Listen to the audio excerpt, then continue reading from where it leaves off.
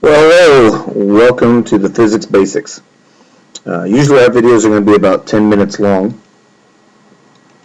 and I try to get through them as quickly as I possibly can for you. These are all the equations we're going to be discovering or discussing through the first 45 days of the trimester. These are basically all of our movement equations, and we'll discuss those as we go on. Some things I wanted to tell you about me. We're not going to go into a lot of detail here. Make sure you're ready to discuss these. There will be a quick quiz on it. But I do want to point out that I am an East Noble graduate, 1993. I bleed blue and gold.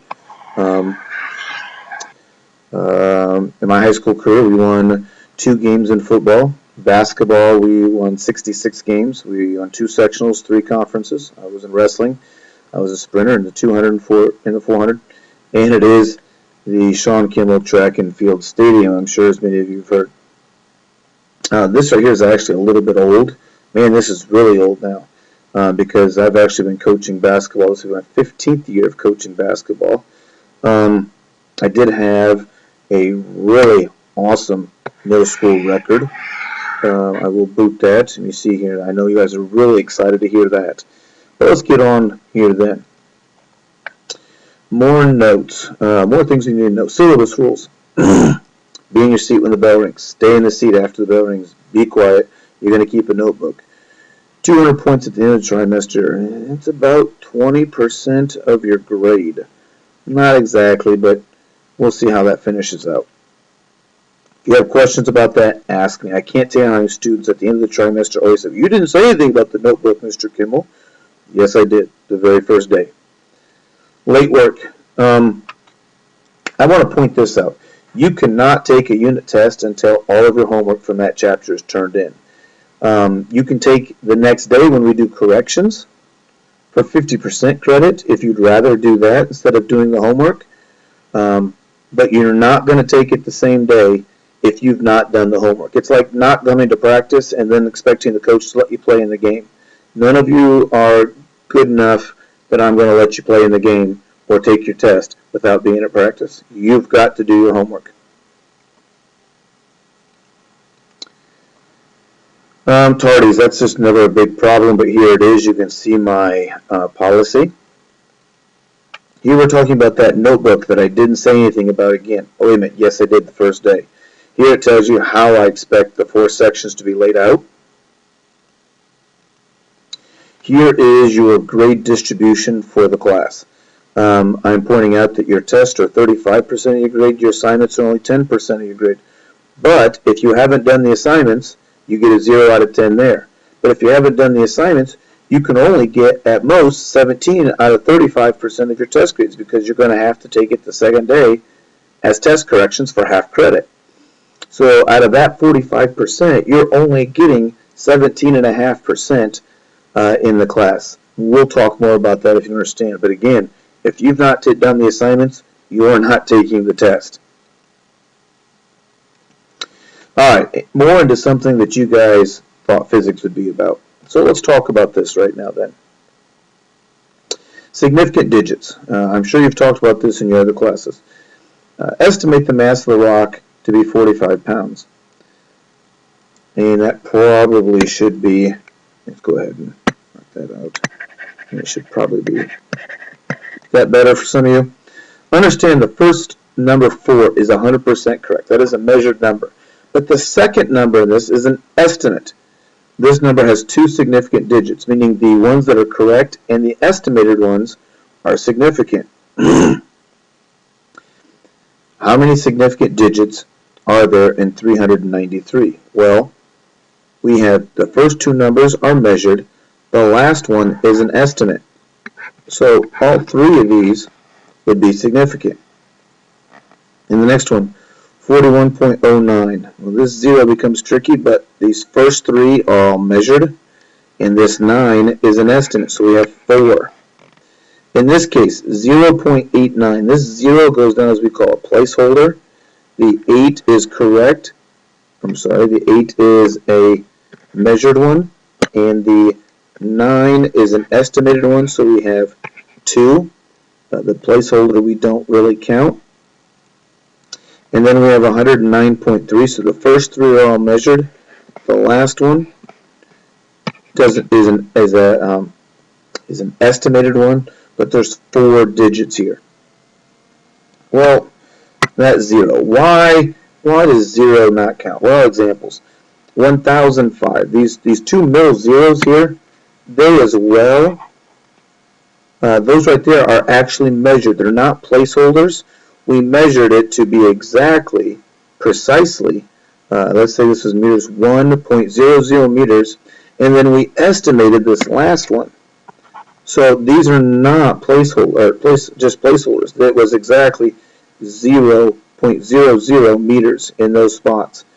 In this case, the 0 is a placeholder. It's only telling us, all right, it's only there so that we know. A lot of times you could write this as simply 0.23. So why would we say 0.23 has more significant digits than just 0.23? They had the same, and it's just the 2 and the 3. The 2 is measured, and the 3 is significant because it was estimated. In the last one, again, these are placeholders. Those first two zeros, that and 0.023, this and that is the same number. So they have to have the same amount of significant digits. Again, these first two zeros are just placeholders. So it only has 2 significant digits. Do not count, so in general, down here, do not count a 0 as a significant digit unless a number is in front of the zeros. Some are just there for placeholders. Okay, how about addition then? Well, keep place values that all numbers being added have. So as I look at my example here, if I add, I get 6, 8, 9, 8, and 1. But this bottom one and this top one don't have 3 digits. So that right there is not significant. And in this case, this one only goes up to the 10th. So this last row is not significant. So how would we write our answer? Well, we'd have this 8 would tell us to round this 9 up. And this becomes 19.0. We're only going to go to the first one decimal place after the decimal point, one position after the decimal point, because these top two up here don't have them, but this bottom one doesn't have anything after that. So as you look at it, whichever one has the least number of place values after the decimal, it pretty much gets to establish how many significant digits there are, or how many you're going to keep. Let's do another example of this. Well, let's say I had 15.46. We're going to add here, and 7.2543 and 0.14. Well, I'm going to go ahead and pause this here, and I want you to work it out. So as you can see here, once you add this, you get 22.8543. But the top one and the bottom one don't have these decimal places that's necessary. So if you look down here, this becomes 22.85, and the 4 tells the 5 to stay a 5. Multiplying and dividing. These rules are different than addition. You can't use the same rules for both, and a lot of times students like to try. Answers cannot have more significant figures than any of the numbers being used to find product or the quotient. We also want to round to the last significant figure. Just like we did with addition, we're going to round our last one. Now, if you take 3.55 times 12, you're going to get 42.6. 3.55 has 3 sig figs, but 12 only has 2. And we have to go to the, can't have more than any of the other numbers being used to find the product. So this one only has 2, so my answer has to have 2 sig figs. That's what gives me 43. The 6 tells the 2 to become a 3. In this example, we divide and get 6.02. But my bottom answer, or my bottom divider, only has 1 significant figure. So my answer can only have at most 1 significant figure. So my answer becomes 6. Well, let's give you a problem to try. How about if I were to say 436 divided by 12? Now I want you to go ahead and try this. I want you to pause it, see if you can find the answer, and when we come back, we'll see if we have the same answer. Now as we look at this, I divided them, got 36.3 repeating. The bottom only has 2. The top has 3. Well, I ask myself, which one's smaller, 2 or 3? 2.